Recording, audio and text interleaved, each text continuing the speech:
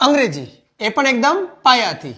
આજના વિડીયોમાં એક ઉદાહરણ જોઈએ કાળનું અને એક ઉદાહરણ જોઈએ સહાયકારક ક્રિયાપદનું.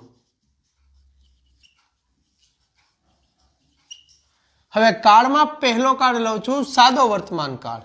સાદા વર્તમાન કાળમાં ફોર એક્ઝામ્પલ હું જ્યારે પોતાની વાત કરું એટલે પોતા માટે આઈ લેવું પડે.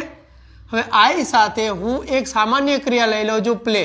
આ મારી રૂટીન તરીકે પ્લે ક્રિયા થઈ તો વાક્ય બને છે આઈ પ્લે ક્રિકેટ. હવે આ કર્તા છે, આ ક્રિયાપદ છે, આ કર્મ છે. આ ત્રણ શબ્દોની અંદર તમારું આખું 100% વાક્ય મિનિંગફુલ બને છે. ગુજરાતી લખીએ તો આઈ એટલે હું, ક્રિકેટનું ક્રિકેટ, પ્લે એટલે રમું છું. હવે તમે એમ કહેશો કે પ્લે એટલે રમવું થાય તો તમે જરા સુધારી લેજો. રમવું ક્યારે બને? જ્યારે ટુ સાથે પ્લે લગાડો ત્યારે બને રમવું. પરંતુ એ પ્લે જ્યારે બીજા સ્થાન ઉપર હોય ને ત્યારે ખાસ જવાબદારી નિભાવે છે. અત્યારે તમારી વાક્યની અંદર એની જવાબદારી ક્રિયાપદ તરીકે છે અને એ પણ સાદા વર્તમાન કાળ બતાવવાની. હવે મેં તમને કાળનું ઉદાહરણ આપ્યું તો એક નિયમ પણ કહી દઉં કે જ્યારે આઈ, વી, યુ અને ધ્યેય મૂકો ને તમે ત્યારે આવે મૂળ રૂપ એટલે કે V1 જ. આ ટુ હટાવીને પ્લે મૂકી દેવાનું. હવે જ્યારે તમે હી અથવા સી અથવા ઈટ અથવા નામની વાત કરો છો ત્યારે ક્રિયાપદને લાગે એસ અથવા ઈએસ. આ નિયમ છે.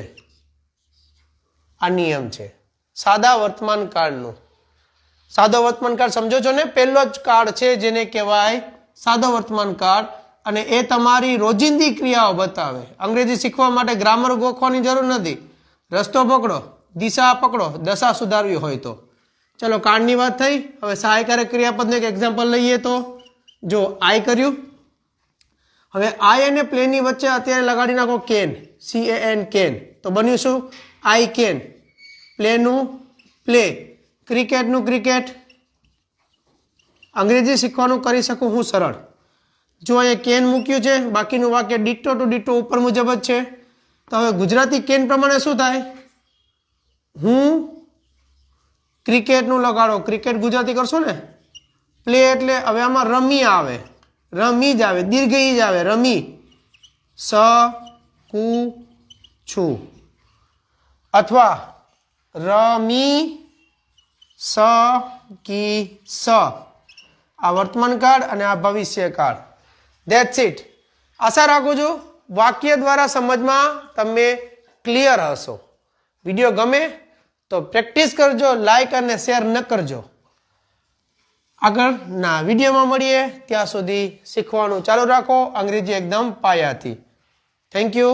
જય હિન્દ.